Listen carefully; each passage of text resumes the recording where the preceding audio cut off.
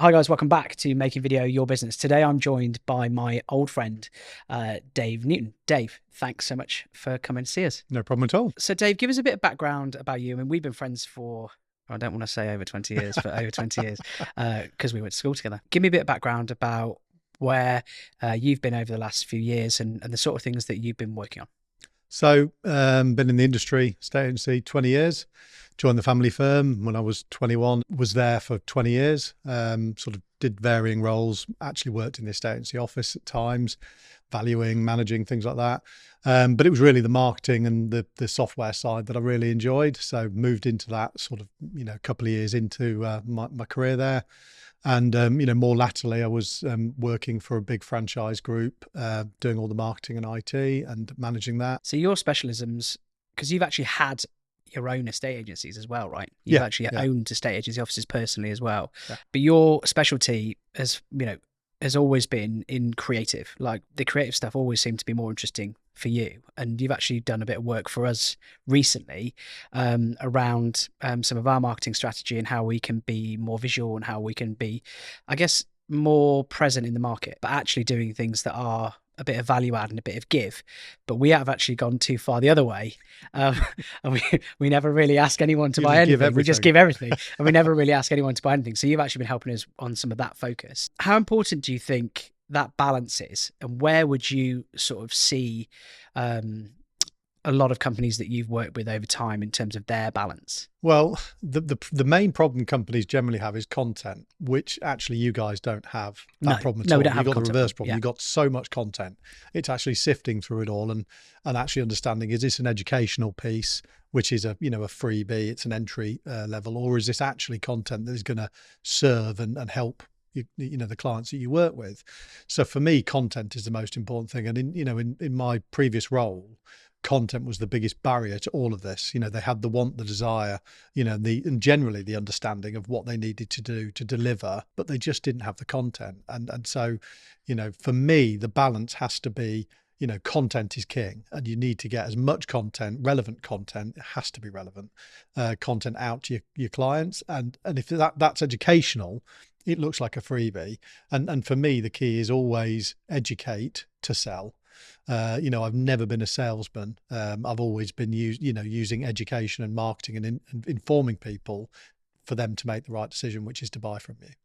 What do you think constitutes good content? Because people say this all the time, and actually you've used the same phrase that I've used hundreds of times. Content is king. This, that, and the other. But what do you think makes good content? Local.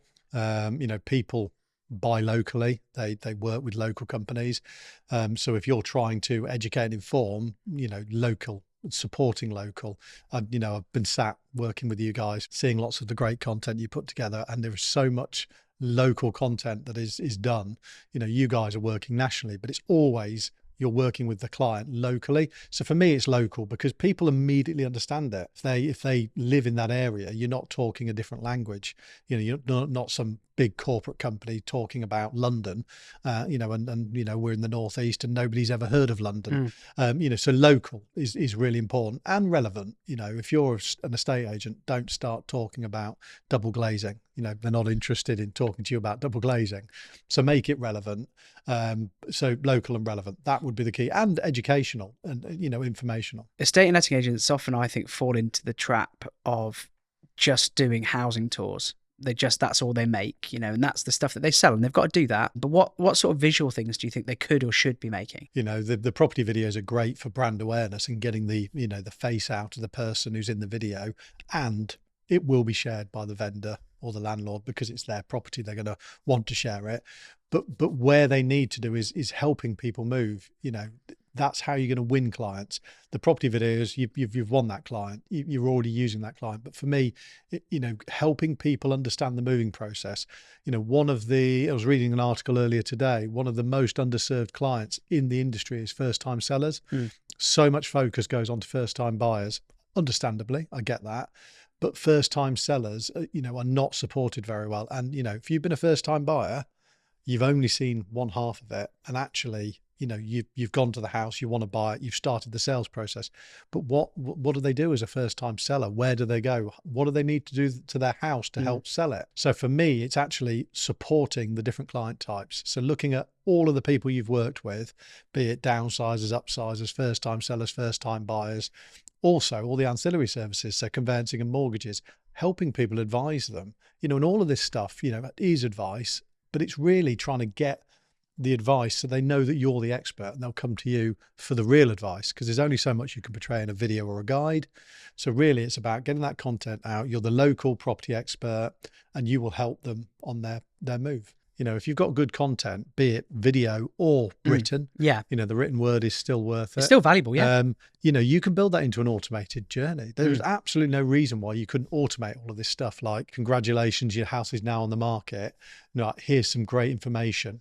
If you know it, you know it. It doesn't need to be. You could actually do a first-time seller's journey. If you're qualifying your, you know, buyers and sellers properly, you could actually have a first-time seller's journey where you talk about everything a first-time seller is going to need. These are the things you're going to need to know, and actually list out all of these things, give them helpful guides, you know, and retention on this. You know, a lot of people aren't focused there because I've already won the client.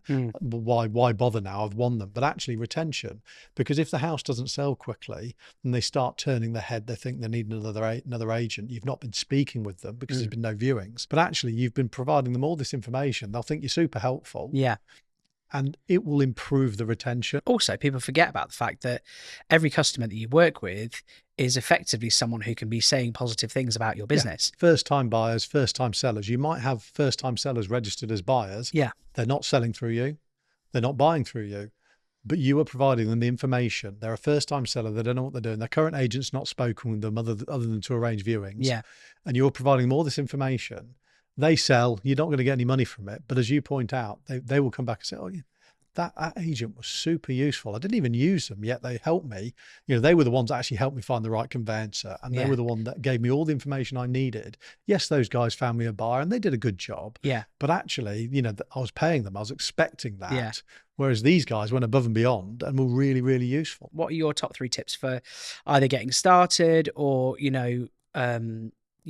changing up what you're doing? I mean, tip 1 is outsource because, you know, everybody gets super excited about the idea and it's great when you're not busy. So having worked as a marketing support for estate agents, you know, I have seen the enthusiasm and excitement of people when they've got the time. But then when they don't have the time, it disappears.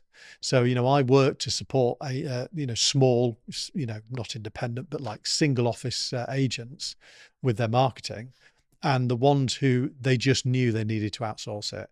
And so outsourcing the delivery of it, but more importantly for me is outsourcing the content, because, you know, most agents that I've met in my life are not, you know, content creators. Content creators are their own kind of beast, you know, and actually being able to write or film good quality content, you know, is difficult. Seeing some of the content that agents have put together in direct comparison to what, you know, professionals do, you know, is stark. And if you're going to offer guidance and assistance, the more professional it looks, the better. I get filming a quick video just outside One Acacia Avenue, coming to the market today, £200,000, call me for a viewing now.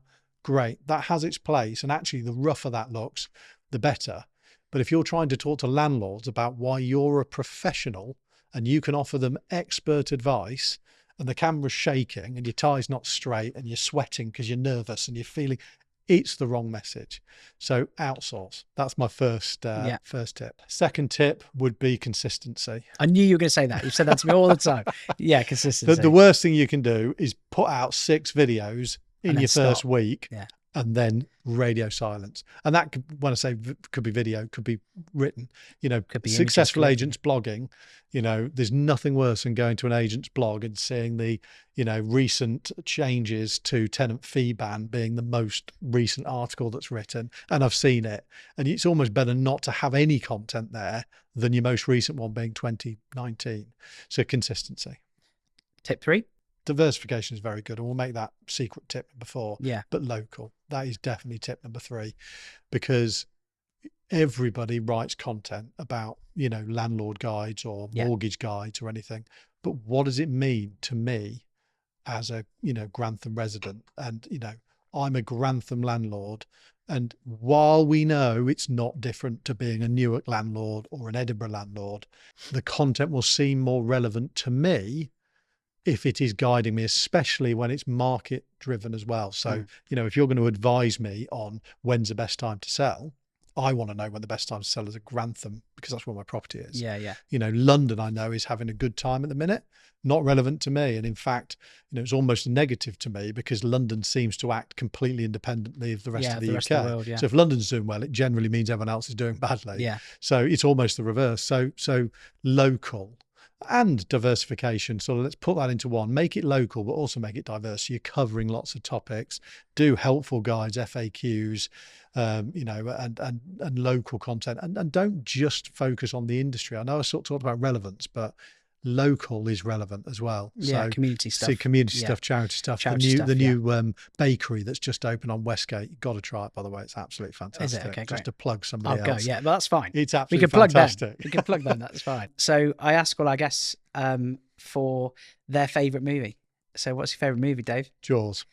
Why Jaws? I mean, it's terrifying. Even now, it gives me fear. It gives me fear. I still don't swim in the sea very deep because of Jaws. I probably saw it when I was way too young to watch it. Absolutely love it. I've probably seen it 20, 30 times. And just the scene where he's talking about the USS Indianapolis, every time, that scene is just fantastic. Even now, I'm the same with water. Did you know the bit where she's being dragged around by the machine? Yeah.